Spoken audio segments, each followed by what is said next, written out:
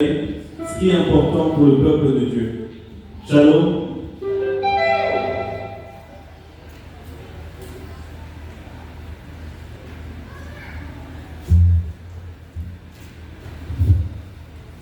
Shalom, peuple de Dieu. Shalom. Shalom encore une fois. Si nous pouvons manifester notre présence par nos acclamations, ça nous permet de glorifier notre Seigneur pour qui nous sommes réunis ce jour. Nous disons merci au nom du Seigneur, à vous qui avez honoré sa parole par votre présence en ces jours. Merci donc de la part de notre Seigneur, parce que vous êtes en quête sans relâche de la vérité. Et cette vérité, comme vous allez bien le comprendre, quand on a posé la question à Pilate, il est resté stupéfait sur la question de la vérité en disant qu'est-ce que la vérité. Et donc, l'objectif même de notre présence au cours de cette conférence, c'est de nous permettre d'aller vers la vérité. Dès lors que nous avons cru voir la vérité nous atteindre et que cela tarde. C'est ce qui est l'objet de notre conférence de ce jour. Bien entendu, hier, nous avions ouvert par l'introduction. Comme le modérateur venait donc de l'annoncer, nous allons devoir poursuivre en ces jours par le développement de ce qui a été annoncé à l'introduction, parlant donc ici de conflit ou confusion de foi. Qu'est-ce que nous pouvons avoir comme pensée, non pas nous, mais parce que nous voulons inviter la pensée de Dieu au milieu de nous, Christ, voulant ainsi prendre possession de ces lieux, nous voulons que sa pensée puisse avoir le dessus. C'est cela ce que nous allons devoir faire en ces jours. Et nous aimerions qu'il y ait une interaction entre nous, parce que la question, nous devons nous la poser tous ensemble, mais aussi la réponse. Mais comment cela peut-elle être possible? C'est la lecture que nous allons devoir effectuer en ce moment, où je vais demander à notre modérateur de pouvoir entrer dans la lecture pour que nous puissions éclairer dès le départ ce que nous avons à exposer aujourd'hui pour le déroulé de notre développement. Matthieu chapitre 23, nous lisons à partir du verset 16 pour que ensemble nous puissions entrer dans le vif même de notre journée qui est la deuxième aujourd'hui. Oui, nous lisons l'Évangile selon Matthieu au chapitre 23, 13e verset. Malheur à vous, conducteurs aveugles, qui dites, si quelqu'un jure par le temple, ce n'est rien. Mais si quelqu'un jure par l'ordre du temple, il est engagé. Verset 17. Insensé et aveugle. Lequel est le plus grand, l'ordre ou les temples qui sanctifient l'ordre? 18. Si quelqu'un, dites-vous encore, jure par l'autel, ce n'est rien. Mais si quelqu'un jure par l'offrande qui est sur l'autel, il est engagé. Verset 20. Celui qui jure par l'autel, jure l'autel. Celui qui jure par l'autel et par tout ce qui est au-dessus. Shalom encore une fois. Shalom. Ceci convient pour nous, partant de cette lecture, ce que nous voulons, c'est de voir qu'est-ce qui est le plus important. Il y a des gens qui ont pris le coup de jurer, mais il faut savoir, quand tu jures, quel est le plus important? du lieu ou de ton serment que tu voudrais faire. C'est la raison pour laquelle nous avons reconnu ce que nous devons faire dans ces jours, c'est que nous puissions prendre connaissance de la volonté de Dieu et non pas seulement prendre connaissance, mais aussi découvrir quelle est la volonté de Dieu. Or, sans pénétrer la connaissance, il est donc difficile aussi de pénétrer la volonté de Dieu. Voici pourquoi, d'entrée de jeu, je voudrais donc ici demander à nous tous ensemble, parce que c'est aussi parmi les points, objets ou objectifs que nous avons énumérés d'entrée de notre sujet dans la journée d'hier. Là, nous avions parlé de l'introduction. Quelle est la bonne attitude? Paul est arrivé dans l'église de Bérée. Il a trouvé des disciples qui n'ont pas voulu combler n'importe quoi, qui n'ont pas voulu laisser leur oreille faire entrer n'importe quel discours, mais ils sont avec eux une attitude recommandable. Tout ce qu'on leur disait, ils prenaient soin de prendre les Écritures avec eux, de lire pour vérifier si les discours étaient conformes à ce qui avait été écrit. Et c'est cette attitude-là que je vous recommande également. Mais encore plus, je voudrais qu'on lise une meilleure attitude et une mauvaise que nous devons justement éloigner de nous. Nous lisons Actes des Apôtres, chapitre 17, nous pouvons lire à partir du verset 17. Actes des Apôtres au chapitre 17 à partir du verset 17. Vous aurez compris que c'est des attitudes qui nous permettent vraiment de pénétrer la sagesse de Dieu, la pensée de Dieu, parce que tout ce que nous avons eu par le passé, sans que ça ne soit des fondements, ça n'a continué qu'à détruire notre vie. Et aujourd'hui, à l'aide de Dieu, nous devons donc ici donner l'oreille à celui qu'il faut pour que notre vie soit façonnée selon sa volonté. Verset 17, nous lisons. Ils s'entretenaient donc dans la synagogue avec les Juifs et les hommes craignant Dieu, et sur la place publique chaque jour avec ceux qu'ils rencontraient. 18. Quelques philosophes épicuriens et stoïciens se mirent à parler avec lui. Et les uns disant, que veut dire ces discoureurs? D'autres, l'entendant annoncer Jésus et la résurrection, disaient, il semble qu'il annonce des divinités étrangères. 19.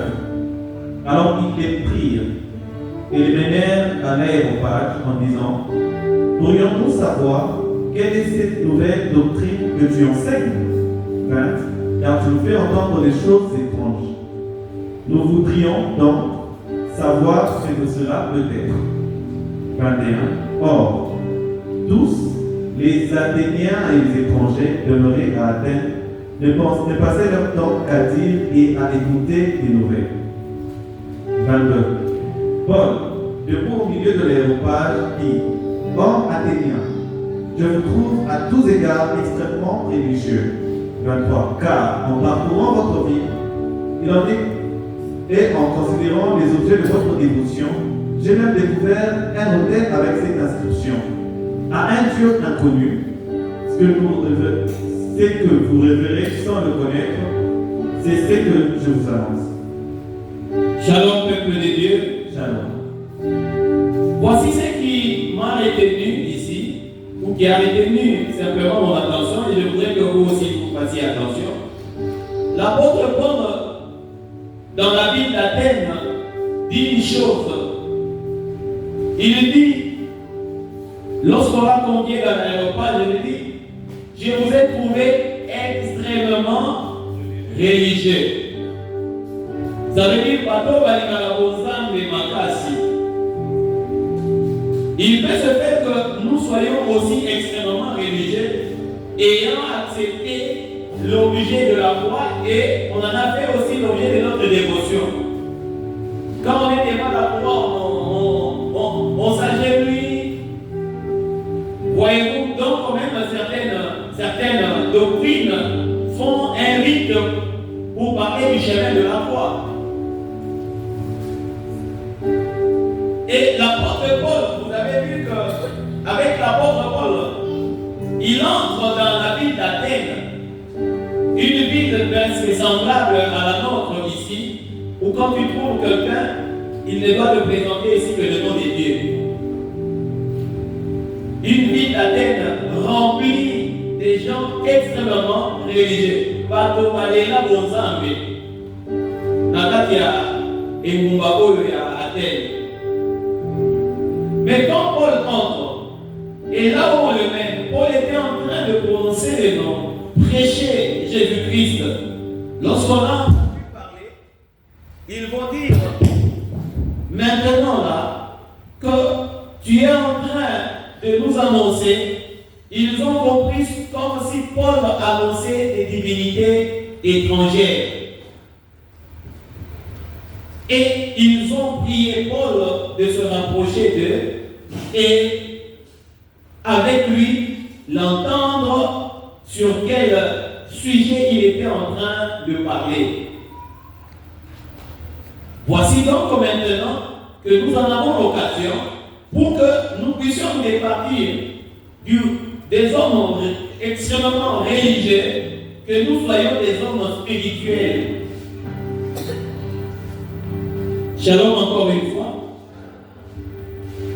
Je vous inviterai à ne pas être des religieux, mais plutôt à être des spirituels, entrer dans la dimension des dieux, dans la dimension de la révélation, afin que nous puissions accéder à la volonté de Dieu par ce mot que nous avons en ces jours. C'est une bonne attitude que nous devons, n'est-ce pas, ici, aussi exploiter au milieu de nous. Et donc, nous pouvons commencer parce que nous parlons d'abord de la foi. Qu'est-ce que la foi? Ça, c'est la plus grande question, ou la principale même. Nous avons montré hier les différents versets pour parler de la foi. Et nous n'y vont pas loin. Nous disons ici que quand nous parlons de la foi, c'est l'instrument de condamnation. L'instrument de condamnation. Mais comment cet instrument ici a trouvé sa place dans l'évangile? Je dirais bien entendu ici la place que cet instrument a pris dans l'évangile, qui est beaucoup plus animé, je dirais même beaucoup plus en vue. C'est parce que le Seigneur Jésus a été placé sur la croix, alors que cet instrument était réservé uniquement à punir les criminels. Et avec notre Seigneur, la croix s'est vue appliquée sur un innocent. C'est là que la croix a pris sa place. Alors qu'en réalité, tel que nous l'avons lu et que nous avons encore le livre, parce que c'est là que nous allons toucher sur la confusion, la croix donc ici doit être, bien entendu, comprise comme étant un instrument de torture, un instrument de supplice pour punir un condamné. Ça veut dire que la croix est une condamnation aussi publique, manifeste. Ce qui a été prononcé, peut-être en secret, devait maintenant ici être reconnu par tout le monde pour dire la sentence qui a été arrêtée pour tel criminel, c'est la sentence de honte, la sentence d'humiliation, d'opprobre. Alors à ce moment-là, il était convenu de pouvoir le placer en public pour que tout le monde puisse tout constater ce qui a été arrêté à l'endroit de la personne. C'est cela la croix. Une honte publique, ce qu'on appelle opprobre, qu'on devait ici infliger à un condamné. Voyez-vous donc, quand nous ouvrons par cela, nous revenons donc à notre principal verset de Corinthiens qui nous dit ici, le chef de ces siècles, il leur a manqué la sagesse. Et c'est pourquoi ils ont décidé de pouvoir maudire un innocent. Et c'est par là que la croix est entrée dans la confusion. Si nous avons parlé de la confusion, la croix en réalité, comme je venais de le dire, est réservée uniquement comme punition, condamnation sur un criminel.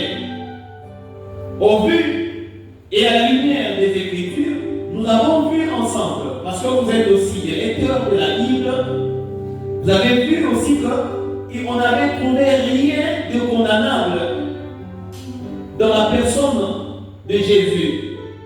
Mais pourquoi l'avoir conduit à la croix? Juste une injustice dans les jugements. Et donc, si nous devons faire référence à ce verset que nous avons tous lu en Deutéronome, vous allez voir que la loi normalement devait changer. La loi devait changer par rapport à l'application qui s'est vue détournée pour être appliquée sur une personne innocente. Donc on ne devait plus dire ici que notre Seigneur était innocent pour un innocent est pris pour un criminel. Donc on devait aussi rectifier la loi à propos. Raison pour laquelle une prophétie avait été annoncée que cet enfant qui est né sera un signe de contradiction. Il y a ici une contradiction, même dans la dernière ligne de sa mission, il y a une contradiction. On lui a appliqué ce qu'il ne devait pas normalement être. Ce n'est pas à lui qu'on devait réserver la croix, mais voici que les chefs de ces siècles se sont décidés de le mettre sur la croix. Alors, parce que nous sommes en train de pénétrer, il y a donc des notions que nous devons saisir. Que le monde a changé la valeur de la croix qui était une punition infligée à la personne du criminel pour commencer à punir même les innocents. C'est justement la confusion qu'il y a autour de la croix par son application dans les chefs de ces siècles. Ils ont pris la résolution de commencer à punir, à condamner même les innocents.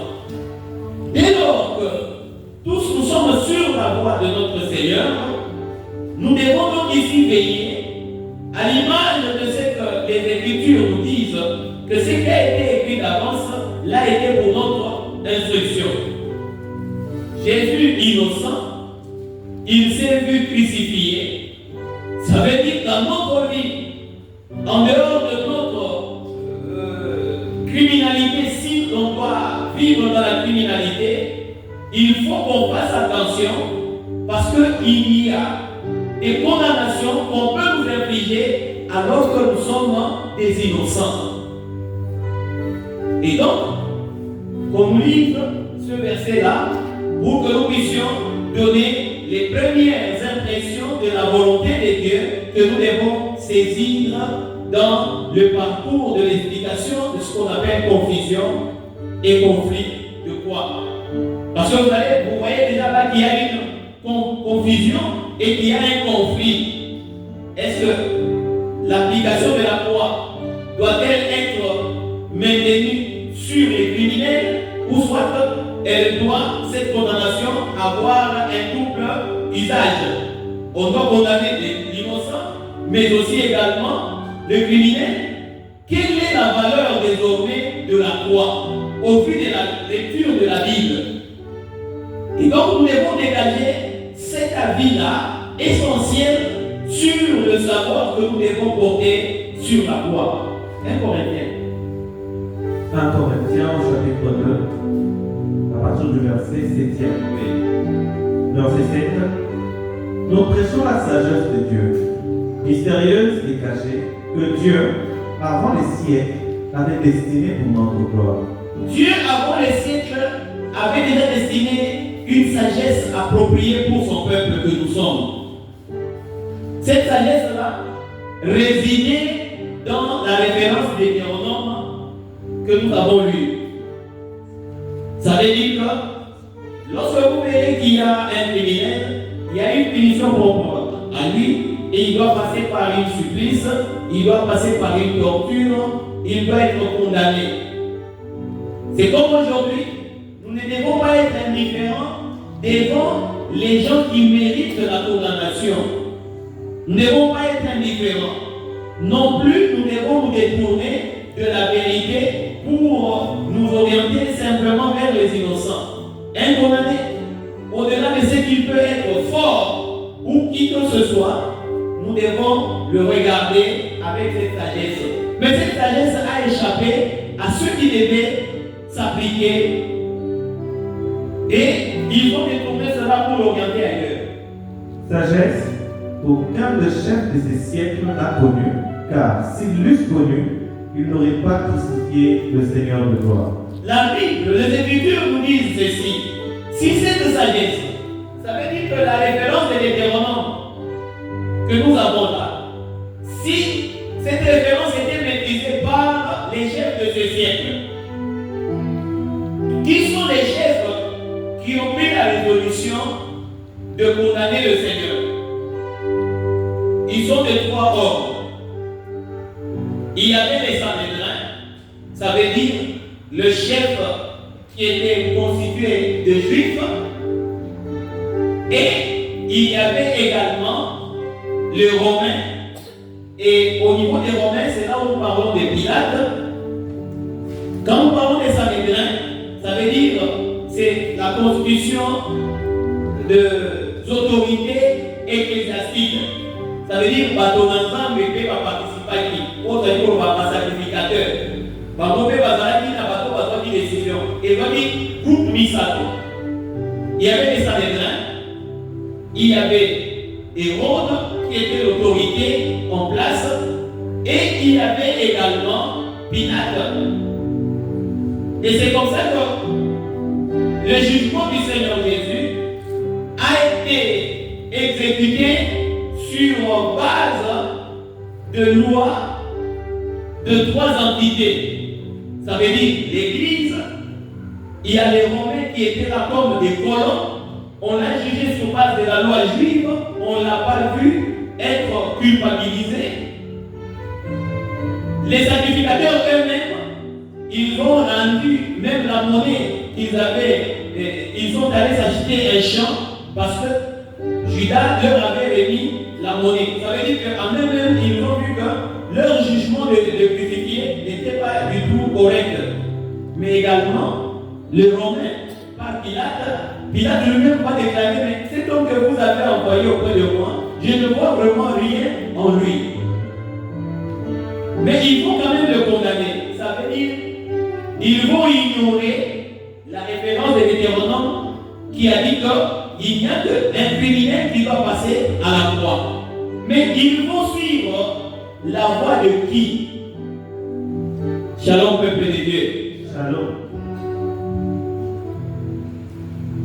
Ils vont suivre la loi de la masse, la loi de la foule. Comme pour dire l'interprétation de certains qui parlent que la loi du peuple,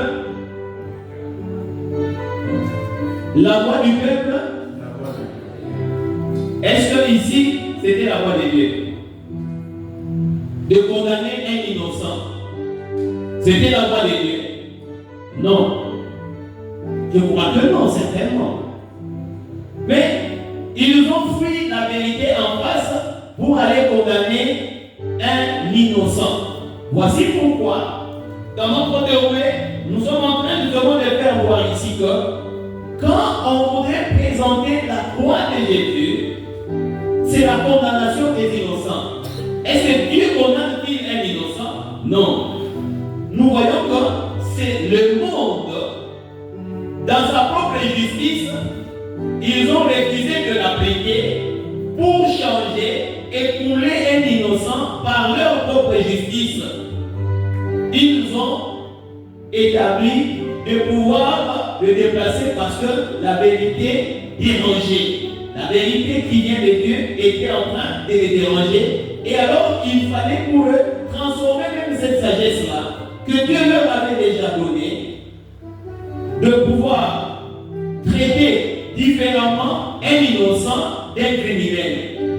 Mais ici, c'est pourquoi nous avons parlé de la confusion. Avec le Seigneur Jésus, il y a eu une confusion. On a appliqué la loi qui devait viser un criminel, on l'a appliqué sur un innocent. Ce n'est pas juste. Et donc la croix de Jésus est une croix qui lui a été appliquée par confusion. Et aujourd'hui, ça engendre aussi un conflit. Et c'est pourquoi nous sommes en train de dérouler pour faire voir pourquoi ceci a eu lieu. Pourquoi ceci a eu lieu? C'est là que je vais maintenant ici vous ouvrir les origines de la croix. Pour que vous puissiez comprendre ensemble avec moi que ce changement n'a pas été vain. Il y avait un objectif qui était poursuivi. C'est pourquoi nous allons parler des origines, n'est-ce pas ici, de la croix. Alors, une première origine que nous pouvons noter sur la croix, nous l'avons même dit la fois passée, avec la référence des Genèse, mais nous en parlons directement. La croix a une origine égyptienne. La croix a une origine égyptienne. Et la croix est liée justement ici aux divinités. La croix est liée aux divinités. En Égypte, il y avait des divinités. Ceux qui ont, n'est-ce pas ici, fait quand même un parcours scolaire dans l'histoire, on parle des dieux, des divinités égyptiennes, telles que Isis. Je pense que nous les connaissons, nous sommes passés sur le banc de l'école, on parle d'Isis, on parle, n'est-ce pas ici, des mains, on parle de Atum. Ce sont ces divinités-là qui sont associées à la croix. Et la croix était vénérée. Et comme la croix était un objet de vénération, cette croix regorgeait une puissance. C'est le monde de la révélation où je voudrais justement ici vous mener. Pourquoi nous parlons de l'Égypte? Or, avec l'Égypte, on parle justement ici de croix, mais une croix qui n'était pas une croix à la dimension des supplices ou des potences, mais de matériel, des objets constitués qui pouvaient être vénérés comme étant des dieux. Et là, on pouvait faire porter à ces croix-là des différentes formes, et ces différentes formes-là étaient attribuées selon chaque divinité considérée en Égypte. Certains peut-être se posent la question, mais là on commence à introduire aussi l'histoire dans la parole de Dieu. Qu'est-ce qui se passe déjà là? Apocalypse 11, 28. Nous voyons que le Seigneur avait été crucifié où? C'était à Jérusalem. Mais ces choses ne sont pas si simples qu'on peut le croire. Pour que vous puissiez comprendre qu'aujourd'hui, quand on parle de la puissance de la croix, c'est en dehors de tout ce qui a eu lieu. On parle d'autre chose. C'est là qu'on a introduit la croix dans l'évangile. Parce que la croix avait été vénérée. C'était l'objet de vénération des dieux étrangers. Et ici, nous parlons de l'Égypte. Je demanderai donc au modérateur de nous faire la lecture pour comprendre. Apocalypse 11, verset 8. Apocalypse au chapitre 11, au verset 8. Verset 8. Et leurs cadavres seront sur la place de la grande ville, qui est appelée, dans un sens spirituel, Sodome et Égypte, de même où leur Seigneur a été crucifié. Shalom, peuple de Dieu. Shalom. Est-ce que notre Seigneur a été crucifié en Égypte? Papa, tu n'as pas fini avec la lecture. Oui. Verset 9. Les hommes d'entre les peuples. Non. Verset 8. Ce verset-là, il y a quelque chose peut-être sur lequel on n'a pas fait attention. Oui. Verset 8. Et leurs cadavres seront sur la place de la grande ville, qui est appelée dans un sens spirituel Sodome et Égypte, là même où leur Seigneur a été crucifié. Tous ici, quand nous lisons la Bible, nous comprenons que notre Seigneur a été crucifié où? C'est sur Golgotha. Sur Golgotha. Golgotha, c'est trouvé où? En Égypte? Non. Golgotha, c'est où? C'est en Israël.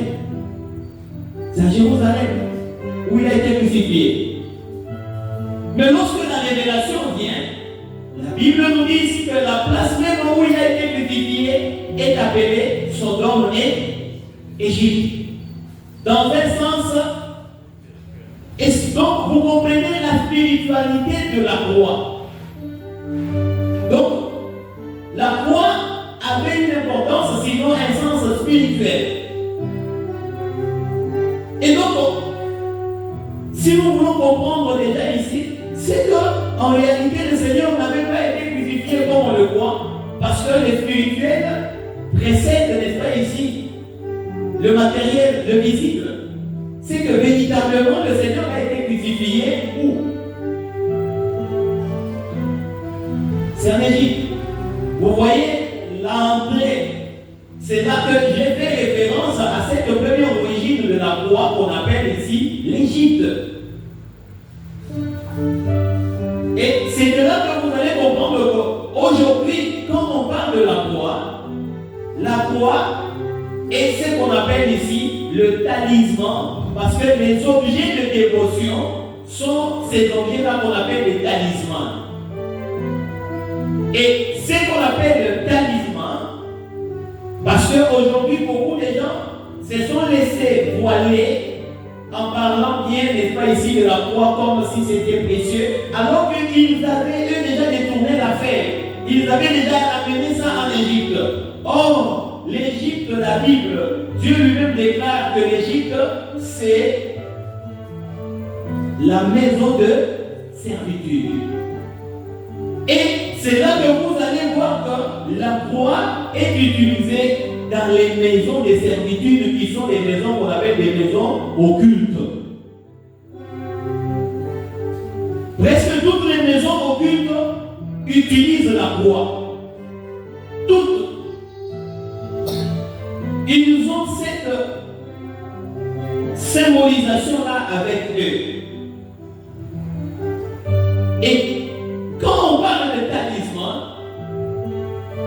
je m'aimerais assez que vous puissiez comprendre. Parce que les dieux étrangers ont accédé à un lieu saint.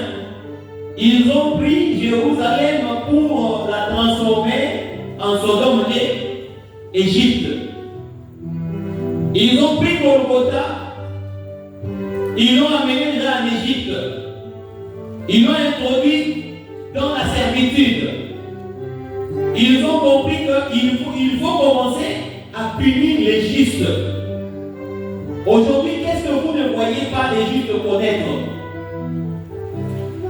On a exploité cette faiblesse-là, connue alors que triomphée par le Seigneur, pour commencer à infliger des innocents. Et c'est de là qu'est venue la notion de prendre la voix comme étant une puissance. Mais une puissance pour appliquer sur les innocents et les mater, les agenouiller et les mettre dans ce qu'on appelle la servitude. Toutes les maisons de servitude, je veux dire les maisons occultes, sont conçues pour frapper les innocents, pour condamner les innocents. C'est le sens que nous devons tous sortir et avoir en nous, que le sens de la voix de Jésus, c'est cette punition organisée, constituée par les maisons occultes pour punir les innocents. Et comme la foi, comme je voulais donc ici vous le faire savoir, tout objet peut ne pas avoir un sens. Ça dépend de son concepteur. Les concepteurs peuvent concevoir un objet, et dans cet objet-là, parce que tout objet, lorsqu'il est fabriqué, son émanation, sa forme, la matière, ça vient du concepteur. Et comme les concepteurs sont des Égyptiens, parlons justement ici, dans ce cadre de l'Égypte, parce que nous avons fait référence à l'Égypte, on a conçu la foi, on a soufflé, on a placé une énergie afin que quand on vénère, on puisse trouver des effets dont on a besoin derrière cette croix. C'est pourquoi vous verrez ici que ces noms que j'ai cités là, lorsque vous plongez dans l'histoire en parlant d'Isis, en parlant des Ma, de Atum et consorts qui sont des divinités égyptiennes, vous verrez que ces Égyptiens ou ces divinités-là étaient là pour régler certaines affaires au milieu de ces différents peuples-là. Mais tout ça retombait sur les innocents. Et c'est pourquoi vous avez vu, même la vie d'Israël en Égypte a fini par basculer de la joie qu'on leur avait donnée. Cette vie a basculé dans la servitude parce qu'il fallait rentrer dans leur carcan qui était de pouvoir accabler un peuple, de les punir autrement, n'est-ce pas ici, autrement dit, de pouvoir les torturer. C'était dans leur sens de pouvoir honorer à leur divinité. Il fallait torturer ces peuples-là innocents, qui n'ont rien fait, qui ont d'ailleurs travaillé pour leur bien, mais en retour, il fallait le payer par cette monnaie-là, ça veut dire les torturer. Et aujourd'hui, nous en tant que peuple de Dieu, nous devons avoir cette connaissance-là. Au-delà de la croix représentée, il y a une idée derrière. L'idée qu'on s'est fait derrière la croix, et d'ailleurs c'est ce que je vais vous faire savoir. L'idée qui est mise derrière la croix, c'est de torturer, c'est de punir. C'est d'ailleurs l'idée qui a animé les premiers évangélistes, les colons. Ils ont amené, n'est-ce pas, ils nous ont présenté la croix, soi-disant la croix du Christ, et l'innocent que nous étions, on devait donc ici nous punir. C'est la logique qu'on a amenée avec les premiers soi-disant évangélistes que j'appelle les pseudo-prédicateurs de la croix. Ils sont venus, vous avez vu de quelle manière ils ont, n'est-ce pas ici, traité ceux qui ont été à leur rencontre. C'est de les torturer. C'était ça l'idée. C'est de demander à ce que les hommes se soumettent, les faibles puissent se soumettre. Et donc la croix a été cet objet-là de supplice, de soumission. Tu dois te soumettre à ce qui a été arrêté. Bon ou mauvais jugement, toi tu dois t'y soumettre. C'est cela ce qui a travaillé derrière la croix. Jusqu'à ces jours, ça continue. Hier, j'ai fait référence à cet aspect des choses pour que nous ne puissions pas demeurer dans ce que nous appelons la tradition. La tradition a été installée par les premiers à tenir l'évangile. Ils ont présenté l'évangile à tort et à travers parce qu'ils avaient une mission d'exploitation.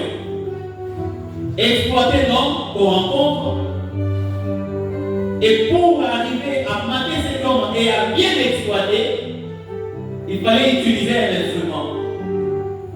Et l'instrument par excellence qu'ils ont, n'est-ce pas ici utilisé, c'était l'évangile. Et c'est dans l'évangile qu'ils ont introduit la foi. De manière à ce que nous n'ayons ici qu'à nous soumettre parce que nous aurons la joie auprès de Dieu. Or, l'innocent n'a pas droit d'être maltraité. L'innocent doit bénéficier justement ici le fruit de son innocence. C'est le criminel qui doit être jugé, qui doit subir la rigueur de la loi. Ils ont ignoré et ils ont exploité à dessein la croix. Pourquoi? Parce que dans leur maison de servitude, et vous allez comprendre que toutes les maisons de servitude ont évolué aujourd'hui.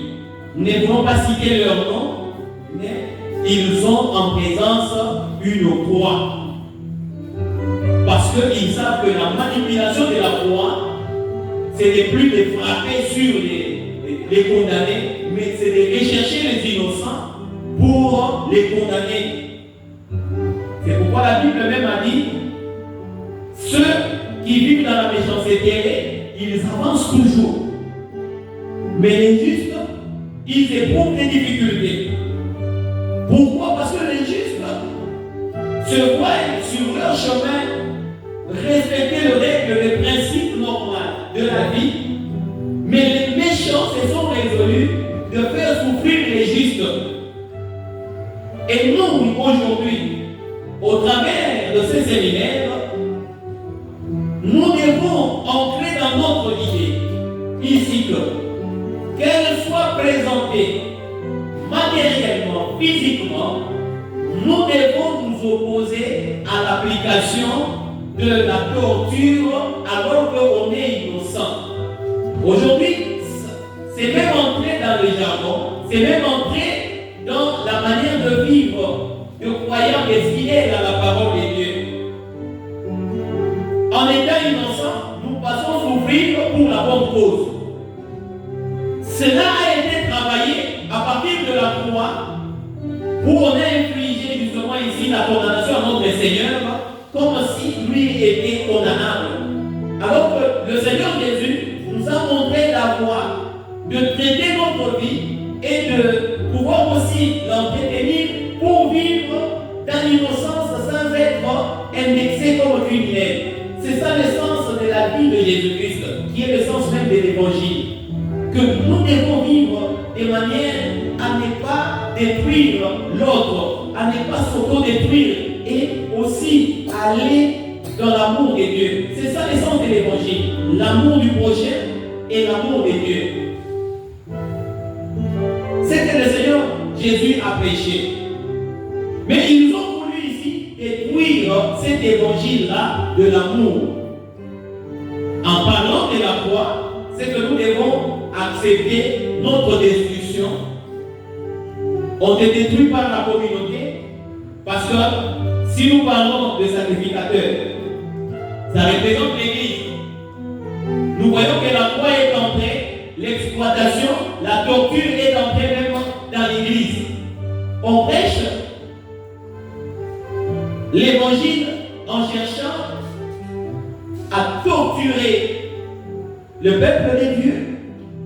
On cherche à l'exploiter. C'est ça ce qu'on appelle l'évangile de la croix. C'est l'évangile de l'exploitation.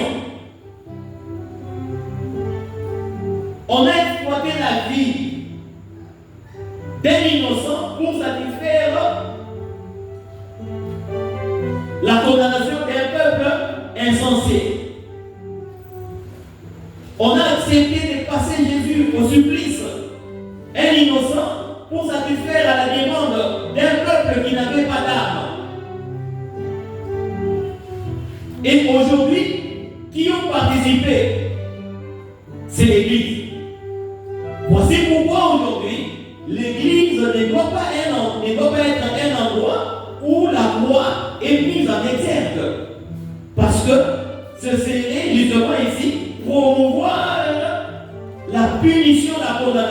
des innocents. Est-ce que nous sommes réunis? Nous sommes complices? Et d'ailleurs, la Bible nous éclaire à propos. La Bible nous dit, toutes les fois que nous péchons, qu'est-ce que nous faisons? Nous crucifions encore pour une deuxième fois notre Seigneur. Vous voyez que crucifier le Seigneur n'a pas été une bonne chose. Et d'ailleurs, cela nous est reproché par notre vie du péché quand nous continuons à vivre dans le péché. Et c'est ce que le monde a installé, du moins dans la tranche de ceux qu'on appelle ici les sacrificateurs ou les Sanhédrins, qui s'étaient aussi réunis pour condamner notre Seigneur et l'envoyer à la croix. Ça, c'est un premier élément.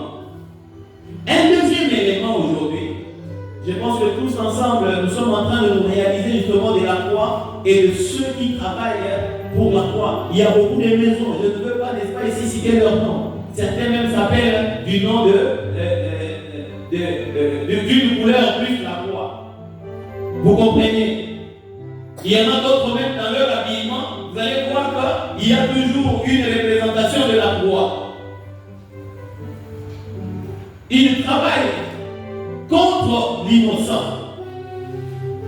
Mais pour satisfaire à leur intérêt, ils sacrifient l'innocent. Et justement aujourd'hui, parce que nous parlons plus de la personne du Seigneur Jésus, qui n'a pas été égal avec les brigands, mais lui, l'innocent, a été mêlé du milieu des innocents, alors qu'on n'avait pas besoin même de crucifier ces brigands-là. Si on a placé les brigands, c'était juste pour qu'ils soient confondus. Un innocent peut-il être mêlé parmi les brigands? Nous disons non. Et c'est la plus grande confusion. Aujourd'hui, là où on devait, n'est-ce pas ici, avoir un avis, même à l'église, on n'a pas un avis clair. Les condamnés ne sont pas condamnés, mais plus les innocents sont sacrifiés. Et donc, nous devons dire non à cet aspect des choses au niveau de l'église. C'est le sens profond que nous devons retenir, comme on vient de le dire.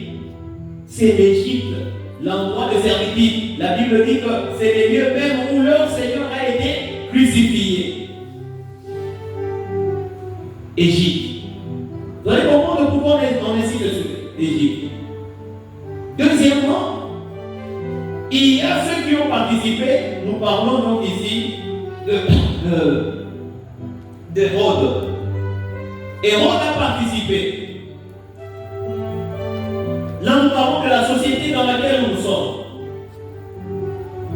La société aujourd'hui, même lorsqu'on ne sait pas innocenter quelqu'un, mais pour satisfaire, on peut ignorer la loi, on peut trouver, n'est-ce pas ici, des voies claires selon l'injustice pour appliquer à tout prix sur les innocents. C'est ce que nous vivons dans la société, l'injustice criante.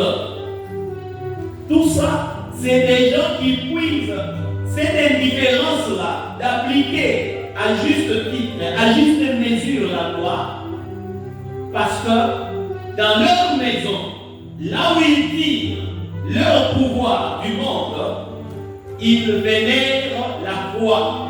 Ça veut dire que l'innocent, il ne faut pas le laisser tranquille, il faut le tordre, il faut le torturer, il faut qu'il comprenne qu'il y a une autre force. C'est le sens que tous ceux qui s'agenouillent devant des statues, devant leur idole, devant ce qu'on appelle ici leur talisman, on leur transmet ces sens-là, ces sentiments-là qui deviennent en définitive leur état d'esprit que l'innocent doit souffrir. Et comme ils se liguent, je pense que vous les voyez jusqu'à ces jours, parfois les choses se passent de manière à ce que nous puissions comprendre que les autorités, soi-disant, du clergé, sont en train d'harmoniser avec le pouvoir public par rapport à un certain désaccord qu'ils ont sur la gestion de la res publica. Et là aussi, avec ces différents chefs de ces siècles, comme la Bible définit, ils se sont ligués. La Bible dit même qu'il y avait un différent entre Hérode et Pilate. Mais s'agissant de la personne de Jésus, ils se sont décidés de s'entendre. Ils se sont décidés de s'entendre pour éliminer la personne de Jésus. Vous voyez la force et la puissance de la foi dont on parle. Cette puissance-là est diabolique. Cette puissance-là est maléfique. Parce que ils se réunissent pour faire mal à quelqu'un, pour l'envoyer à la croix, pour torturer quelqu'un, pour faire souffrir quelqu'un, ennemis qu'ils étaient. Hérode et Pilate, ils ont mis leurs armes à côté, ils ont ici déposé leurs armes pour s'entendre, et cette entente-là n'était pas pour le bien, mais plutôt pour infliger une punition, une condamnation à celui qui ne le méritait ou qui n'a mérité pas du tout. Et donc nous devons donc ici savoir qu'en parlant de la croix,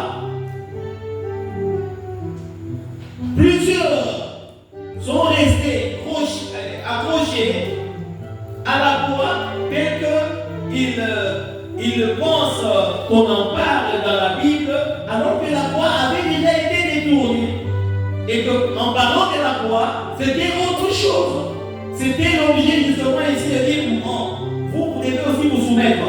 Ne voyez-vous pas que votre maître c'était n'est pas ici plié devant la croix. Et quand il y a la souffrance, au lieu de vous y opposer, donc vous devez vous soumettre à cette souffrance-là.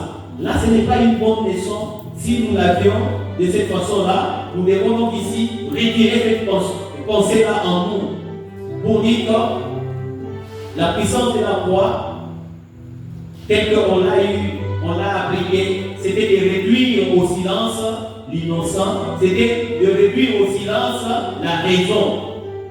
Parce que la raison et l'innocence étaient avec notre Seigneur. Et si on a eu à l'appliquer sur sa personne, c'était juste pour punir. Et donc aujourd'hui, nous en tant que peuple de Dieu, nous devons être éclairés. Aujourd'hui, il est bienvenu pour nous d'être en face de cette parole, en face de cette conférence, pour aller à la rencontre de la sagesse de Dieu et de ne pas l'ignorer comme l'ont fait les sages, les chefs de ce siècle. Ils demeurent encore aujourd'hui. Si vous êtes là à l'église, vous n'êtes pas là pour souffrir. On ne doit pas vous faire bomber comme si la souffrance était normale pour le peuple de Dieu. Non. Quand la souffrance vient, dites-vous bien que ce n'est pas la volonté de Dieu et qu'il y a des gens derrière cette souffrance-là. Ça veut dire qu'il y a une force. Je ne parle pas des gens comme étant des humains, mais des idées occultes, des idées maléfiques qui travaillent pour nous maudire. Et donc, parce qu'il y a une participation de Sanhédrin, ça veut dire même à l'église, il y a des forces occultes, il y a des gens qui semblent être là comme des religieux, mais ils travaillent devant des objets de leur dévotion comme en Athènes. Ils savent ce qu'ils adorent, ils sont là constitués en une maison de servitude et ils travaillent pour cette finalité-là. Et ça, nous devons bien le comprendre.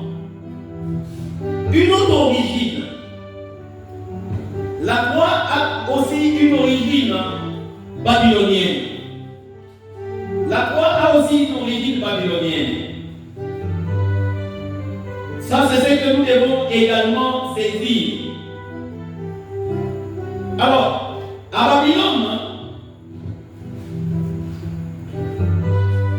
ils utilisaient aussi la croix, mais aussi d'une certaine forme pour être ici vénérés.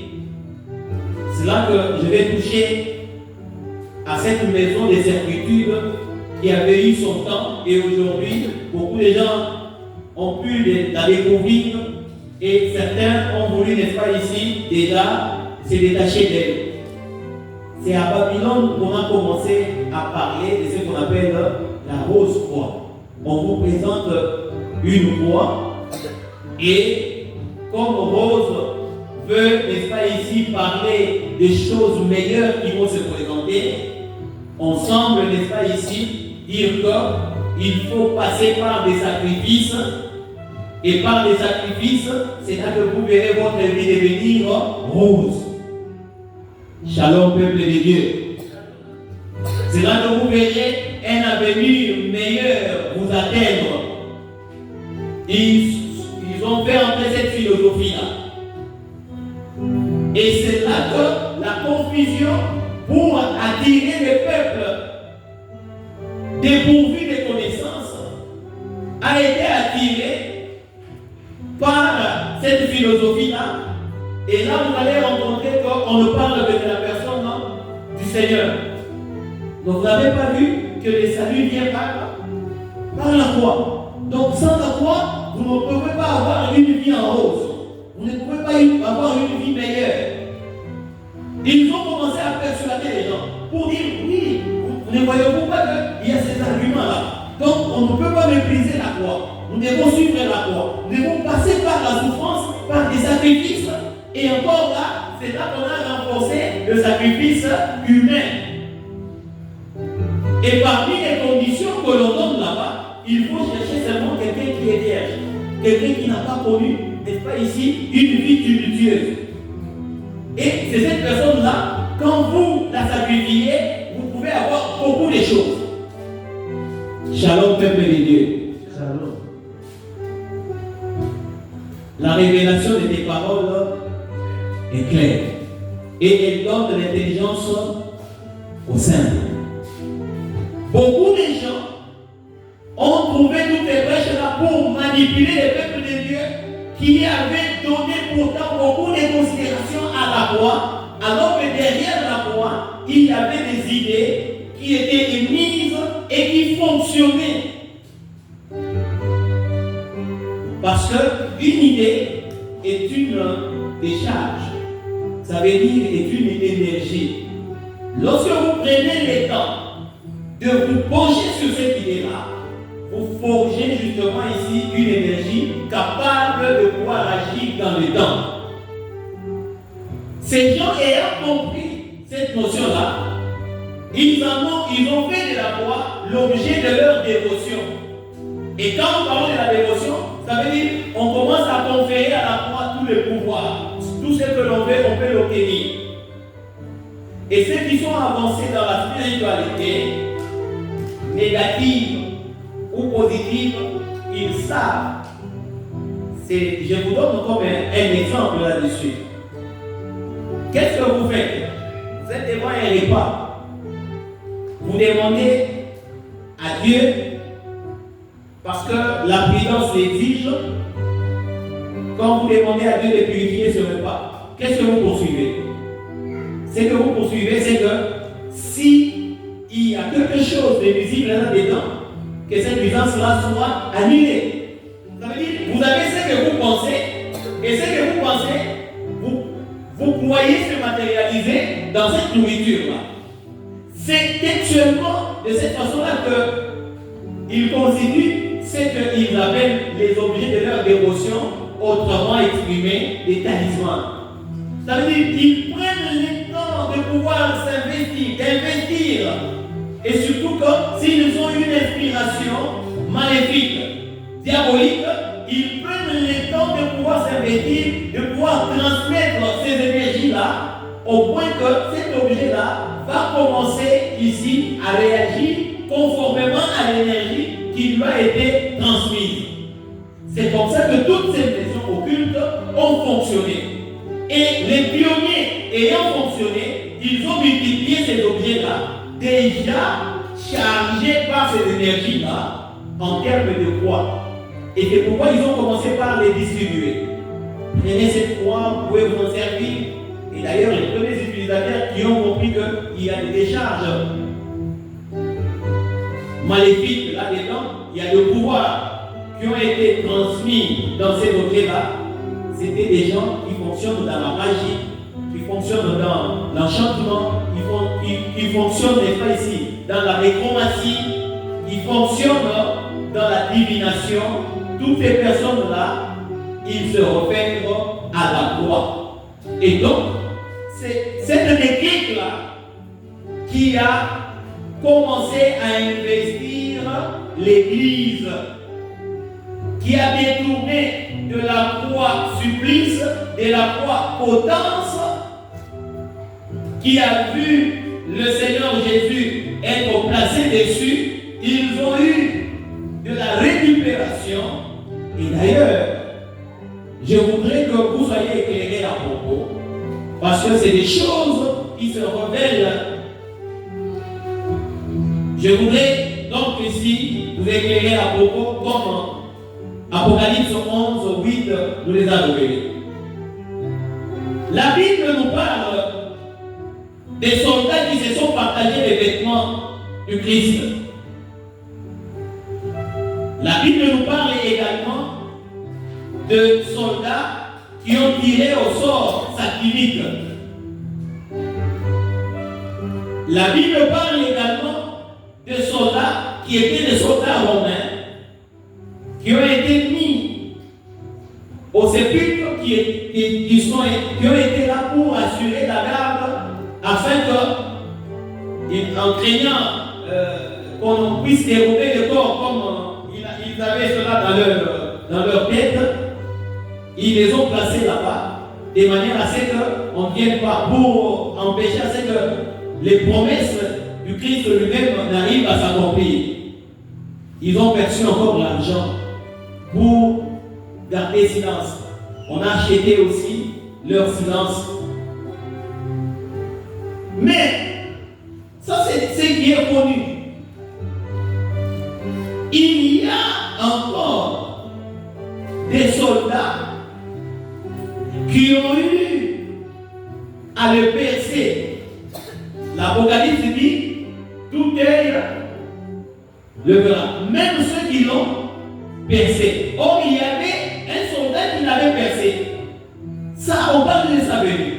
Ça veut dire qu'on a eu à collecter tout ce qui avait entouré la mort du Christ, tous ces objets qui étaient autour de lui. Entre autres, comme je suis en train de le dire, il y a ceux-là qui sont venus pour chercher cette croix-là. Je suis en train de parler de la croix matérielle, physique, pour aller faire des enquêtes autour.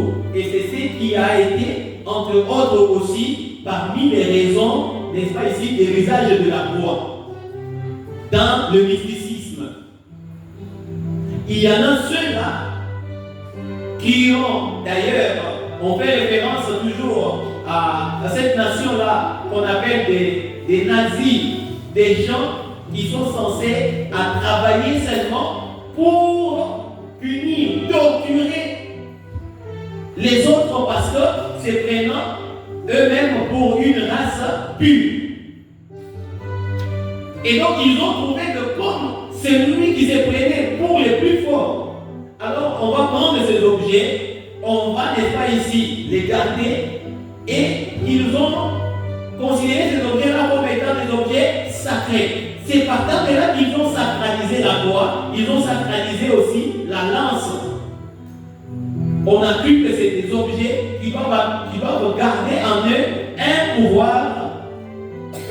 Mais parce que nous sommes en train de toucher à tous ces éléments-là, c'est de façon à ce que vous puissiez voir Hérode, vous puissiez voir Pilate, comment ils sont entrés. Et aujourd'hui, nous sommes restés dans une tradition que nous devrions normalement ici condamner, que nous devrions normalement ici mettre de côté.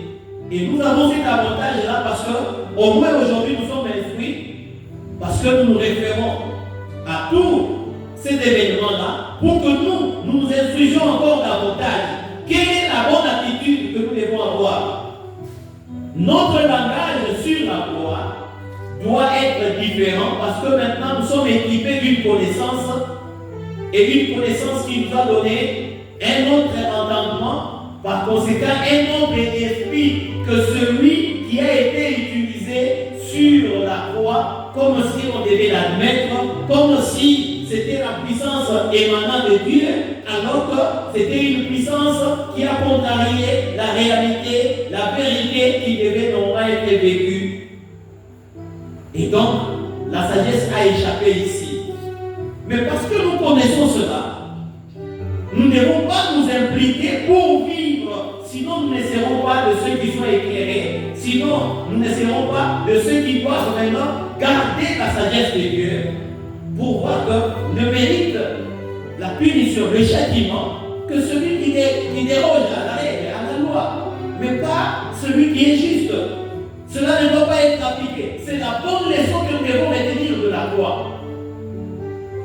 Pour stopper tout cela qui viendrait derrière pour vous faire accepter sous quelque raison, sous quelque argument que ce soit, pour dire que non, quand on souffre, non, c'est une bonne cause de souffrir, qu'on soit innocent et qu'on vous soumette, on vous ensorcelle, on dit bon, parce que je travaille pour la cause de Dieu, les sorciers peuvent travailler sur ma vie parce que cela est un parcours normal. Non! Sinon, nous ne sommes pas instruits. Eux, ils sont là pour travailler de manière à ce que le principe ne soit pas respecté. Pourquoi nous disons encore cela? Nous disons cela parce que nous devons retenir ensemble que nul n'est censé ignorer la loi. La loi, ça veut dire la règle aussi universelle. Tout le monde connaît que le mal reste mal. Je donne un exemple. Quand tu picotes dessus le corps de quelqu'un, il sent que tu lui fais mal. Ça ne demande pas une explication à propos. Et donc c'est universel. Et donc, chacun de nous ici sait que quand il arrive à poser un acte qui met mal à l'aise l'autre, ça veut dire lui-même, en âme et conscience, il sait qu'au retour, si aussi on posait le même acte à son encontre, il ne serait pas d'accord. Et donc, ça c'est une loi, c'est une règle qui doit être connue de tous et de chacun. Et c'est cela la notion que nous devons retenir dans le développement que nous avons à propos de la croix. Alors, parce que nous devons, n'est-ce pas ici, donner le temps de la parole, parce que nous prenons le temps de manière à ce que nous soyons éclairés, je voudrais justement ici maintenant vous éclairer. Pourquoi et surtout qui a jugé de la croix qui doit être ici, qu'elle doit, n'est-ce pas ici, être répartie sur 3 lieux. Ça veut dire l'église, on voit la croix. Quand on parle du lieu de mort, on voit la croix. Quand on parle de l'hôpital, on voit la croix. Qui a donné cette répartition-là? Qui a fait cette répartition-là? Est-ce que vous avez déjà eu à vous poser la question là-dessus? Aujourd'hui, comprenez que cette répartition ne vient que du monde de ceux qui sont appelés maisons de servitude. Là où on veut donner la douleur, parce que la croix n'amène pas la consolation. Celui qui est à l'hôpital a besoin d'être consolé. Celui qui est à l'hôpital a besoin, n'est-ce pas ici, qu'on éloigne de lui la souffrance. Il n'aurait pas besoin de multiplier encore, de voir la souffrance devant lui. C'est comme si on est en train de l'enfoncer encore. Or, l'hôpital devait être un lieu de douceur. Pourquoi il y a cette représentation-là? C'est ça l'idée de la souffrance. C'est ça l'idée de pouvoir infliger la torture, la supplice. C'est pourquoi vous verrez, quand vous êtes dans un lieu comme l'hôpital, généralement il ne faut pas le vouloir, parce que là il y a le règne de la torture. C'est ça la raison de la croix dans ces lieux-là. Il n'y a pas une autre raison. La croix n'apporte pas de consolation parce que son explication de manière claire, c'est torture. C'est la condamnation. Est-ce que quand vous êtes à l'hôpital, vous vous rendez à l'hôpital, c'est pour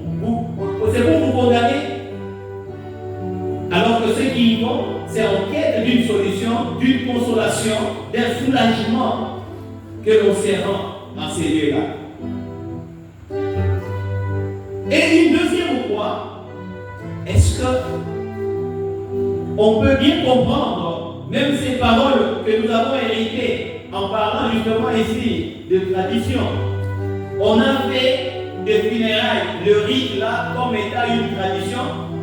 Tu es poussière et tu retourneras à la poussière. Mais en fait des comptes, il y a des paroles contradictoires. Parce que là, c'est une malédiction quand on dit tu es poussière et tu retourneras à la poussière. C'est une malédiction que Dieu avait prononcée sur l'homme parce que l'homme était, n'est-ce pas ici, allé loin de sa volonté. Mais maintenant, ça c'est l'Église. Ça, ce sont les sacrificateurs qui contribuent. Tu es poussière, tu rentreras à la poussière. Et à la fin, il y a la foi qui suit. Et la contradiction, c'est quoi? Que ton âme repose. Après avoir prononcé une malédiction, et on dit que ton âme repose.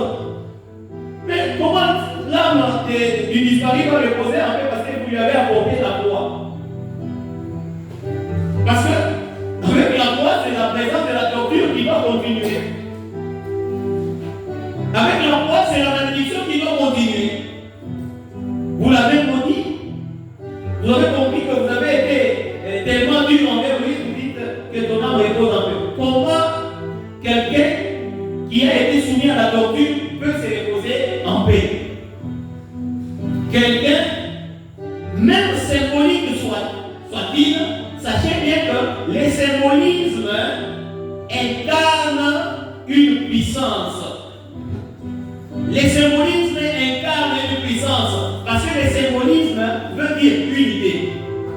Et une idée a une énergie qu'il a conçue. Et nous ne devons pas ici admettre les symbolismes de quelque raison que ce soit. Les symbolismes recordent toujours une idée. Et une idée est une puissance.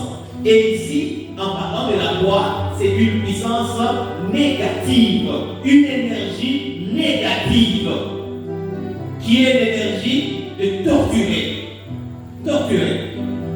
Même aujourd'hui, le monde, dans l'humanisme que nous avons au monde aujourd'hui, même quand on est condamné, on commence en parlant de ceux qui militent pour les soi-disant droits de l'homme. Je dis bien soi-disant. Je dis bien soi-disant. Parce qu'il n'en est pas un. Il milite même quand on est condamné, qu'on puisse être quand même dans certaines conditions. C'est-à-dire qu'ils ont compris qu'il y a toujours une foi qui est en train de suivre en termes d'idées. Il faut torturer quelqu'un. Il faut les torturer. Comme il est condamné, il mérite une torture, il mérite une punition, il mérite, n'est-ce pas ici, tout ce qui est de droit prescrit par la loi. Aujourd'hui, au travers de cette conférence, nous devons comprendre que notre Maître, le Seigneur Jésus, nous a montré en passant par la croix que le monde, dans sa communauté, dans sa réunion, n'épargne pas les justes. Vous pouvez travailler votre vie pour vivre l'innocence, mais sachez bien que le monde, dans sa majeure composition, travaille pour nuire aux innocents. C'est le message fort que nous devons retenir pour que nous puissions contrarier le monde.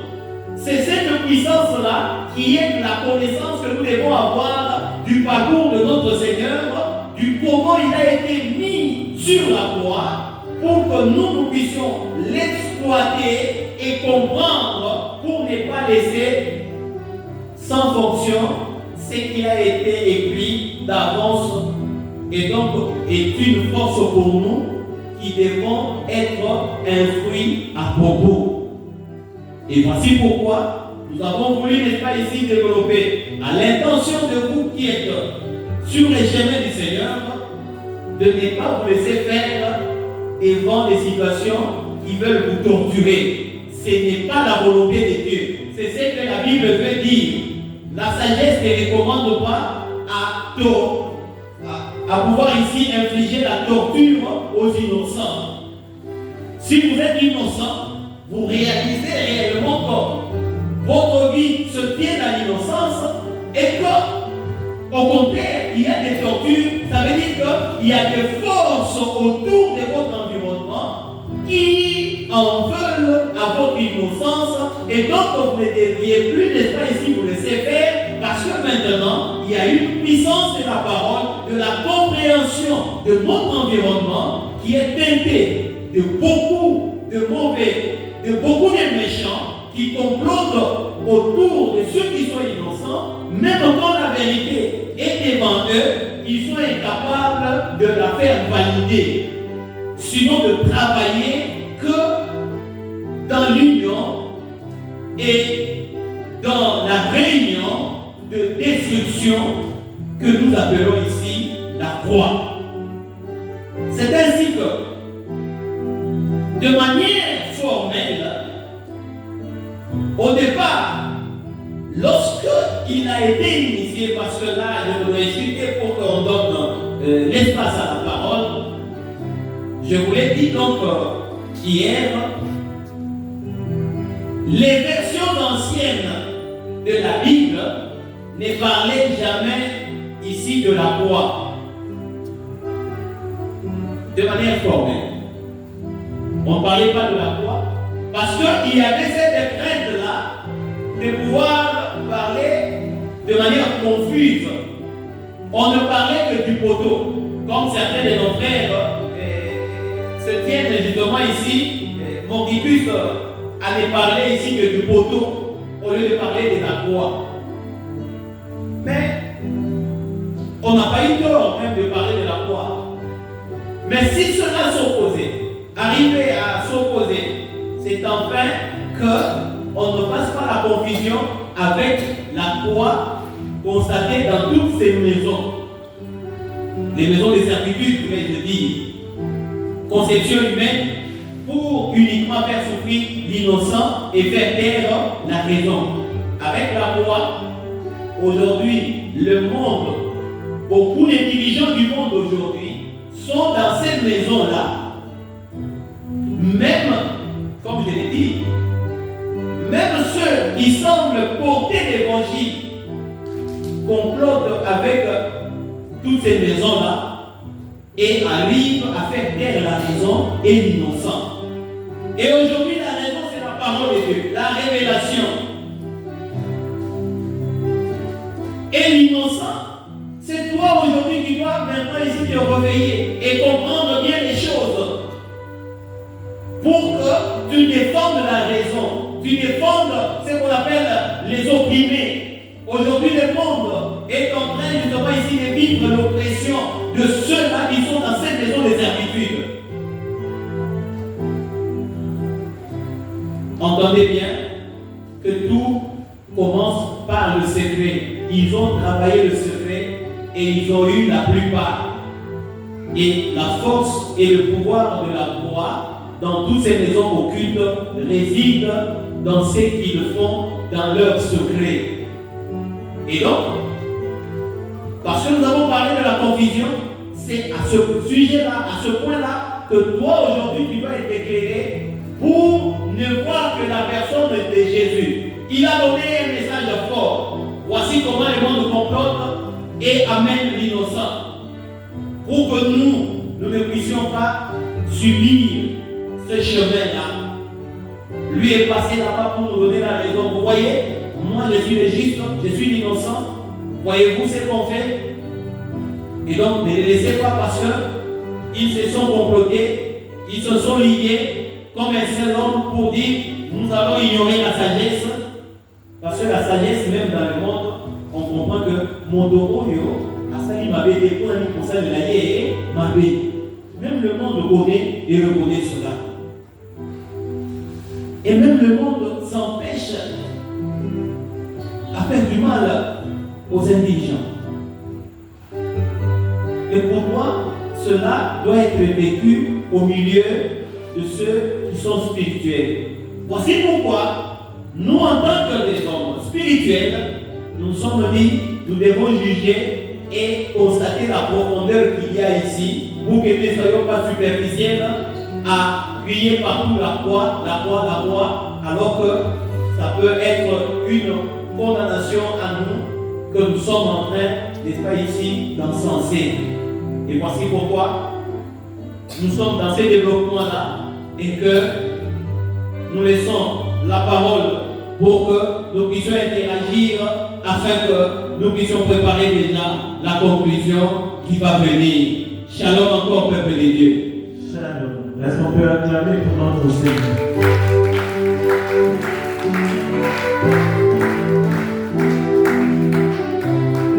Oui, en tout cas, c'était vraiment profond parce que c'est un sujet qui a touché.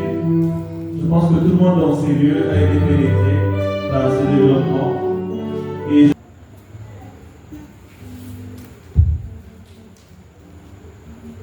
oui, nous avons encore un instrument. La passion beaucoup ça n'a pas.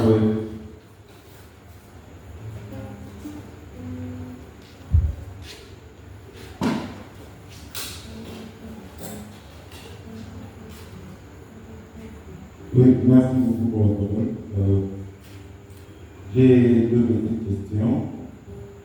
La première est celle de savoir, vous avez dit que la croix est une continuité de la malédiction qui dit que vous êtes poussière et vous retournerez à la poussière. Et donc lorsqu'on pose la croix sur la tombe, cela veut dire qu'il y a une conduction de la malédiction sur la personne. C'est là que j'aimerais savoir si vous me demanderez de ne pas poser de croix sur la tombe de nos frères et sœurs et consorts, et même d'aller enlever ce qui a été déjà posé au préalable.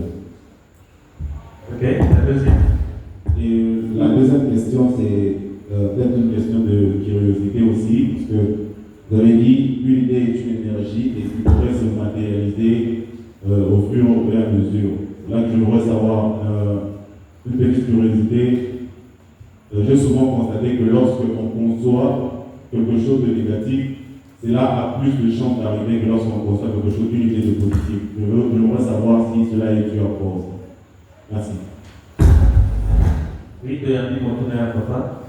Oui, je peux être direct pour ce qui est des questions. Et là, je vais répondre pour que ça puisse accéder. Oui, par rapport à Yamotuna, nettoyer au Tuna, je pense que Ezali très normal. Autolobie, Tolingi était, biso en tant que bana Nzambe, toi annuler di loba Nzambe te au profit à tradition. Au balo la tradition Ezali, ba habitude oyo bato, bandimi katikati na bango, batikali kosalela yango ti ekomi momesano, ekomi lolenge ya kobika na bango. Ne o balo la tradition. Mais maintenant, parmi la tradition wana, Ezali par exemple, pour ozo qui s'appelle Motuna nani ateya biso ya koloba ete soki tokei na malita na nkunda nani ateya biso ete esengeli tokendaka na kroa nde totela kombo ya esika wana mateya wana tozwa yango epai ya nani euta wapi ata soki tokoti na kati ya biblia yango moko tozwa yango wapi okomona ete motuna wana okomituna yango banda ntongo ti pokwa okozwa moto eyano apesa yo azali te parce que eza biloko oyo tokota na biso kaka ekota tosala nini tokende nde lolenge oyo meme bato oyo bazali soi-disant bayebi nzambe batikali mpe kaka lolenge wana kota tosala nini totanga nani oyo akoyikoya nango awa aloba ye ezali meme ata oyo tozali koba ekulusu ya yesu bamemaki yango na nkunda na ye mais mpo na nini biso lelo tozwa habitude wana nde esali nini ça veut dire peut-être par notre petitesse d'esprit tozosalela yango mais sans impact mais yango okomona ete baoyo babénéficiaka na bakroa wana eza banani bao bayaka kosala baservice na bango ya kutu nde baoyo babénéficiaka bakwa wana. Parce que bayebi dividende oyo bango bazali nango à partir ya bakwa wana. Bakoya kovisite baoyo bazali ba innocent, on les exploite surtout que si baoyo bazali koentourer ba âme ya bato wana bazali peu faible, alors à ce moment-là on va utiliser aussi l'âme des disparus. Mais sinon, ça n'a aucun sens par rapport à la parole de Dieu. Et surtout ici, nous sommes en train de vous inviter à vous fidéliser à la parole de Dieu plutôt qu'à obéir à des traditions qui annulent et pourtant la parole de Dieu elle-même. C'est ça le sens de l'intelligence de la parole de Dieu, de la révélation que nous sommes en train d'exposer dans la parole de Dieu aujourd'hui. Ça, c'est concernant la première question. La deuxième, le plus souvent, ça c'est une réponse que je voudrais donner à l'intention de nous tous. La faiblesse, oye ça que makanisi biso mingi ya mabende kokisamaka ezali parce que notre état en tant que mutu tozalaka mingi na pencha na kote ya mabe yango empêchaka makanisi ya malamu ekokisama, mais plus ya mabe ezala nini ekokisamaka. Soki omoni olingi contraire esalemaka, zala mutu oyo que tu ne penses que positif, zala mutu oyo développaka vision na yo non pas dans le pessimisme, toujours dans l'optimisme. Au moment que version na yo est changer à pouvoir aux autres transmettre la vérité na yo et pour changer. Et c'est d'ailleurs la raison pour laquelle nous parlons de la foi. La foi, c'est bannir toutes les situations négatives et d'entretenir et de développer dans son état d'esprit et son état d'âme que des choses positives. Ça veut dire positiver ta direction. C'est cela le sens de la foi. Et quand tu voudrais que les choses marchent comme telles, travailler d'abord pour que bon motonayo soit négativité.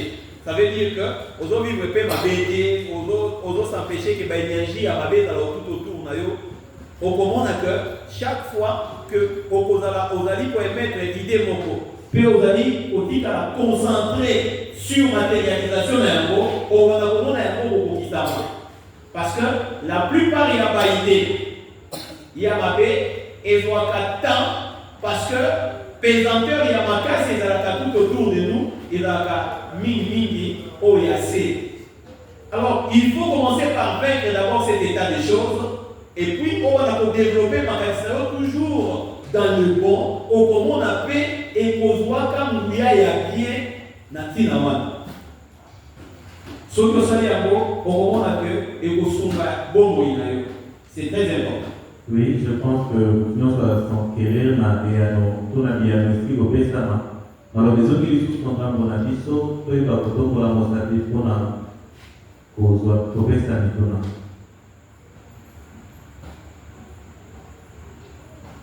Puis, mon tour est allé dans le côté. Bon, merci pour la manœuvre. Maintenant, par rapport à la réponse au PCBisou, plus c'est que ça a été c'est-à-dire que tout est pour la annonce au Canada être cher à la vision parce que la Kéda, tout le monde a beaucoup bien tout ça a été. Deuxième petite question, c'est parce que le Bazabé nous dit que l'écriture est inspirée des Dieu et Dieu pour enseigner, pour convaincre et instruire. Maintenant, quant à ceux puisque c'est tout ça, il y a des cycles, il y a quoi, c'est-à-dire que ceux qui ont par exemple, nous avons ceux qui ne pas pour aller, il y a des cycles à quoi, et c'est pour remplacer parce que souvent, on va dire à quoi, on va dire mention à tout ça. Alors, qu'est-ce que nous devons faire à Isikawa? Des petites préoccupations là-dedans.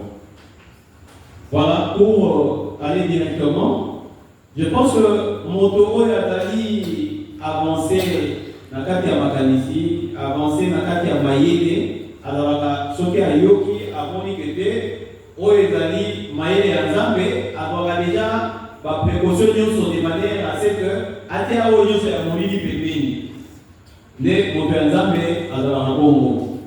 Ça veut dire que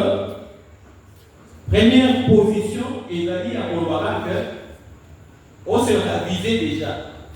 Il y a un que nous sommes tous à la kawana, ils ont la natina moko te. Ce qui peut-être tous à la kayango, na nege oyo batobayebeli, et là seulement peut-être identifiant. Il y a ndeko oyo toke côté na malita. Mais identifiant wana na règle normale et c'est vrai qu'ils ont raté n'est pas l'autre à la réponse. D'ailleurs, ils ont peut-être ma coquille. Bon, on a ma coquille, quand vous avez côté par exemple Pierre Thomas, vous avez sous l'intelligence, il y a pointé pour la côté identifiant et à Moutouana, la côté à disposition, la terre en haut, la repère, on a des amis. Donc, les amis en haut, important parce que awa ni lo balanzambe ezali auquel bisabiso. Parce que ceux qui sont bénéficiaires, c'est ceux de la maison de servitude là. Ils savent que, d'ailleurs vous allez voir qu'on donne même des formes, plusieurs formes à ces poids-là, sans savoir pourquoi on les fait. On pense que c'est des embellis qu'on met là-bas, alors que dans l'origine des poids, par exemple, ça a donné moi la pour identifier Nzambe Boko Songolo. Oh, il va tirer la forme pour identifier la maison. Ça veut dire, c'est des messages pour eux. C'est des messages pour eux. Donc, pour nous, parce que nous le savions, et maintenant, nous voulons, n'est-ce pas, le mettre à la grande place, c'est en fait que, pour ceux qui est nôtres, d'ailleurs,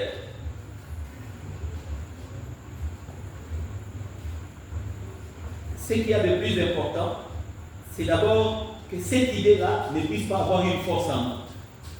Ça, c'est un premier combat, une première bataille que nous avons justement ici à pouvoir nous lancer. Et une deuxième bataille, c'est que maintenant que nous sommes informés, agissons, faisons cela comme n'étant pas commandé par des traditions.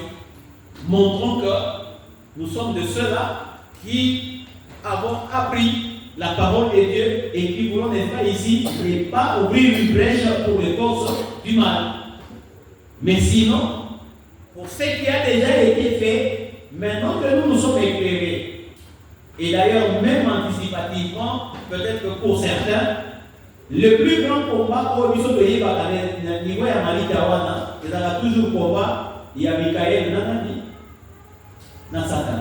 Ça veut dire on cherche à subtiliser Oyo Ezali to la tsaki yango na leçon na biso Oyo tozalaki nango ya profondeur nini ezalaka tout autour ya bawa balukaka nini tout autour na bango ezali ka force Oyo ya mabe nde eyaka tout autour na bango. Alors indication na bango mingi na bisika wana ezalaka mingi ekulusu. Parce que c'est un signe que eux utilisent.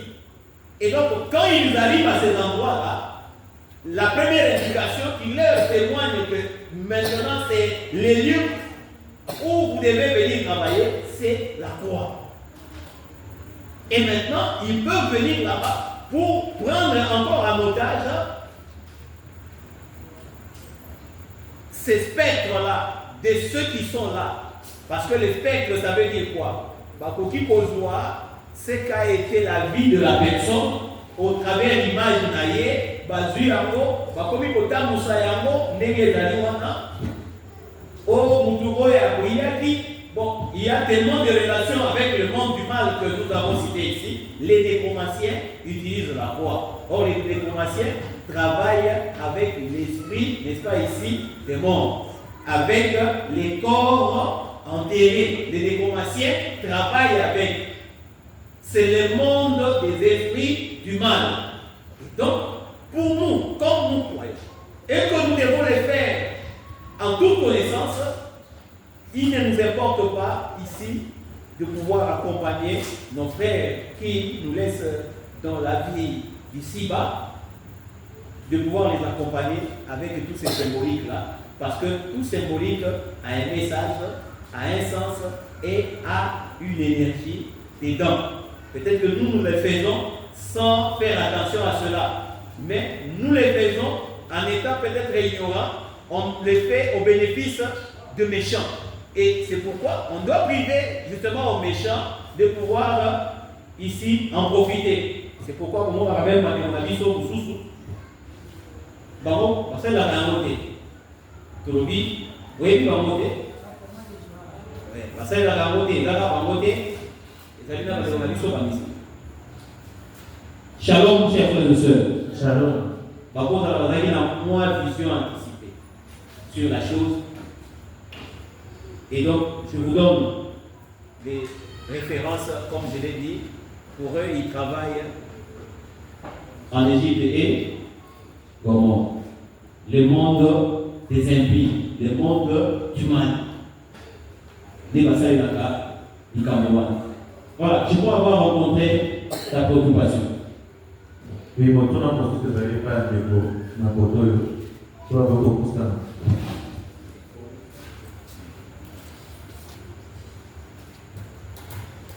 Itu kozala mituna na banze kozala peut-être ya tuka mpona ngomba tosekani tobongisa makambo yaka na ngomba. On ferait bien des crimes. Demain, on va prendre vraiment moins de temps parce qu'il y aura une conclusion. Et puis, on dit pour mon doigt, il y a bien à quoi il y a la mituna. Comment la mituna n'a pas besoin de oui.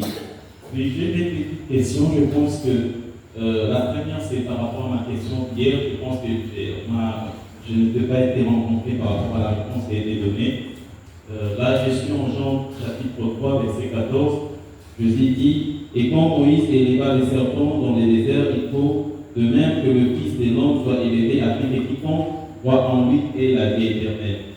C'est-à-dire que Moïse avait élevé les serpents sur le poteau pour que quiconque était mordu par le serpent puisse élever le regard sur les serpents de main afin d'avoir la vie sauve. Et là, Jésus fait référence que cela devait se produire aussi avec lui. Il devait être placé sur la croix, sur le poteau, afin que quiconque croit en lui ait la vie éternelle. Je pense que c'est ma compréhension par rapport à ce verset. Et là, je pense que je n'étais pas, je ne suis pas tout à fait, je n'étais pas aussi satisfait de la réponse hier. Je voudrais être éclairé quant à est-ce que la croix de Jésus aujourd'hui n'a rien apporté? Est-ce que si Jésus n'était pas placé à la croix, qu'en serait-il? Parce que lui, il est en train de m'enterrer et il a fallu que ces choses arrivent afin qu'il y ait le salut par quiconque croirait en ces choses-là. Alors, ma deuxième question, c'est par rapport à l'exposé d'aujourd'hui. J'ai viens un peu avec la prédication ou l'enseignement de notre roi, où nous avons enseigné que la croix démontrait que d'abord la croix signifiait déjà la contradiction. Et dans la représentation de la croix, vous avez dit que c'était un enseignement qui venait pour toucher aux 4 points d'extrémité, au nord, sud, est, ouest. Et aujourd'hui, vous dites que la croix est une mauvaise chose, la croix amène à la torture, à la souffrance. Et qu'en est-il de cet enseignement que vous avez prêché à l'époque, vous avez enseigné à l'époque que la croix servait à porter un enseignement qui touchait aux 4 points? Je pense que pour être vrai, vous pouvez m'arrêter là. Oui, je vais commencer par la dernière question pour que nous soyons un peu plus lucides. Certainement que quand nous parlons de la croix, aujourd'hui, nous n'avons pas dit le contraire. Nous avons dit que la croix, c'était un enseignement justement qui nous révélait les 4 points. Mais qu'est-ce que la révélation de cet enseignement-là? C'est ce qui est le plus important. La révélation de la croix, c'était que les 4 points devaient savoir ici condamner le crime. Que tu sois en famille, que tu sois à l'église, dans la société, il faut savoir condamner le mal. C'est ça la consistance même de la croix. Mais aujourd'hui, quand nous parlons de Christ, un innocent, pourquoi tu dois condamner cela? Est-ce qu'aujourd'hui nous devons exploiter un enseignement pour commencer à condamner l'innocence, pour commencer à faire taire la raison? Parce que le Seigneur Jésus avait la vérité avec lui. Il avait la raison avec lui. Mais tout ce qui a été comme conclusion à le mener à la croix, c'était de faire taire la raison. Parce qu'il a prêché et on devait le faire taire. Est-ce qu'il est bon d'utiliser la croix pour faire taire la raison? Je pense que tu as la réponse avec toi. Et donc, s'il faut aller loin, c'est là qu'il faut bien comprendre. J'ai donné une base pour éviter la confusion et les conflits. La raison d'être de la croix a été définie par Deutéronome que nous avons donné ici. Faute d'avoir maîtrisé cette sagesse-là, de se maintenir sur le plan de dire ce qui est condamnable. Vous voyez aujourd'hui même qu'on est en train de détourner la croix. Je suis en train de revenir à ce sujet-là. Comment on détourne la croix? Lorsque ce qui est devenu comme un slogan dans le monde, on dit ne touchez pas à mes oins. Ça veut dire quoi? Même quand tu as raison et qu'il y a un crime qui est justement ici reconnu au vu au su de tout le monde, qu'est-ce que toi tu dois faire? Tu dois te taire. C'est ça, c'est ce qu'on appelle la croix. Où on mène les seigneurs aujourd'hui par les sacrificateurs. Donc, pour le bâtir, ceux qui m'appellent, ça dit, on te punit même, tu dois te faire. Donc, cette compréhension-là doit être lavée. Ce qui est condamnable doit le rester. Et non pas nous attaquer à la raison pour chercher à effacer la raison et à justifier quelqu'un d'autre. Non. Celui qu'on a relâché, c'était un criminel. Barabbas. Un criminel qu'on lâche courir dans la cité et punir la raison. Non, ça c'est le message que nous devons avoir. Mais maintenant j'en viens à la question lis en Jean 3. Lorsque même on lit la Bible, j'ai déjà eu à prêcher ça parce que nous sommes entre nous. J'ai déjà eu à prêcher ce qu'on appelle les symboles, qu'on appelle les natouchem. J'ai enseigné ça. Même ce que Moïse avait fait, lorsqu'il y a eu le règne d'un roi qu'on appelle le roi Asa, il a trouvé que même ces serpents-là étaient dans les lots de ceux qui étaient déjà déclassés. Parce que ça n'honorait pas Dieu. Mais, qu'à cela ne tienne, je pense avoir justement ici donné cette explication que le Seigneur lui-même a donnée à propos de ces serpents-là. Quand Moïse élevait le serpent, ça signifiait quoi? C'est ce que le Seigneur a pu faire découvrir au monde pour dire que soyez prudents comme le serpent. Donc aujourd'hui, le message élevé du Seigneur en comparaison avec avec ce que Moïse avait fait, c'est juste ici, vous appelez à la vigilance, vous appelez justement ici à la prudence.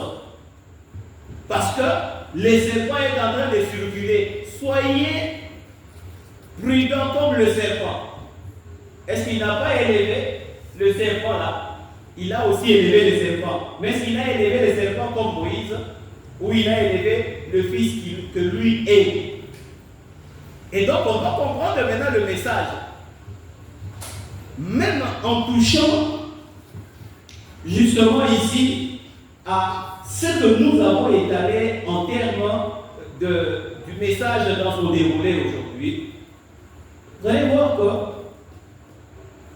l'enseignement que nous devons sortir, l'idée entre ce que nous posons à la Katiwana, il y a un moment où c'est moi mon doigt tombe. Oui, il y a un mot qui n'est pas tombé là. Mais batombola qui fait mibi. Batombola qui fait mibi, baté bangoana. Mais mibi on appelle batombola qui. C'est là qu'il y a la différence nette là. La différence, c'est que l'innocent avec le criminel n'ont pas le même parcours, n'ont pas la même compréhension. Et c'est ce qui les démarque. C'est ce qui fait même que quand on parle d'élever le fils, bon, quand on doit élever les fils, c'est à la croix qu'on doit l'élever. Et je pense que ça, c'est juste un ajout que tu as fait, n'est-ce pas, ici, que tu as fait sur cette écriture-là. Parce que le Seigneur Jésus a dit, ainsi, le Fils de l'homme aussi doit être élevé. Est-ce qu'il a dit être élevé à la croix? Non.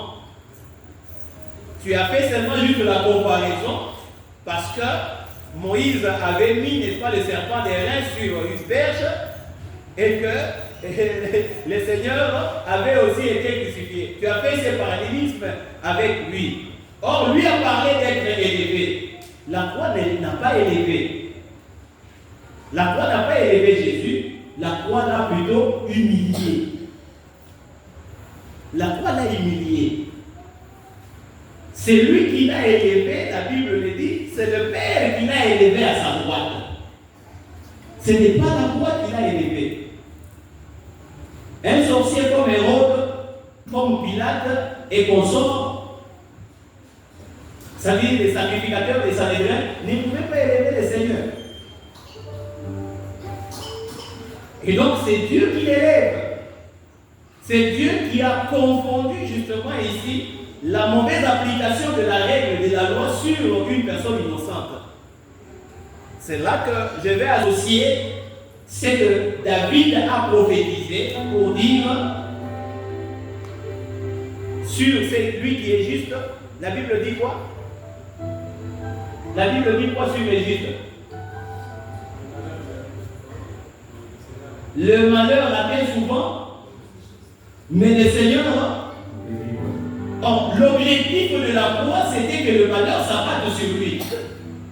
L'Éternel l'a délivré. C'est le message que nous devons retenir de la croix. Que ne pensons pas parce que nous sommes innocents, nous sommes attaquables, nous sommes condamnables. Mais seulement, maintenant, nous devons comprendre et anticiper.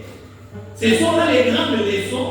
Parce que maintenant que nous sommes éclairés, nous devons anticiper le coup et le coup bas qu'il y a pour comploter contre les justes. Quand tu me dirais une vie de justice et d'innocence, de la raison, fais attention parce qu'il y a des gens qui vont comploter, qui vont chercher à ce que les malheurs t'atteignent. Et sache que l'Éternel est là. Mais ce n'est pas pour valider les complots. Ce n'est pas pour valider justement ici tous ceux qui se trament contre les innocents. Donc on dit, oh, ce que trament les innocents, c'est la croix. Et nous maintenant, nous devons être vigilants pour ne pas leur permettre d'éviter ce plan-là. Parce que ça ne serait nul que d'avoir cette révélation, d'avoir cette connaissance et de se laisser faire alors qu'on est entouré autour de ça. Non, le Maître est venu, le Seigneur Jésus, pour que nous puissions avoir la vie et la vie en abondance. La vie, c'est avoir la connaissance et savoir l'exploiter pour le bien. Et le bien, ce n'est pas de se laisser faire, ou quand tu as tes bourreaux à tes côtés, ils le font à leur guise, ils ne font pas du tout bon. Bishop a tout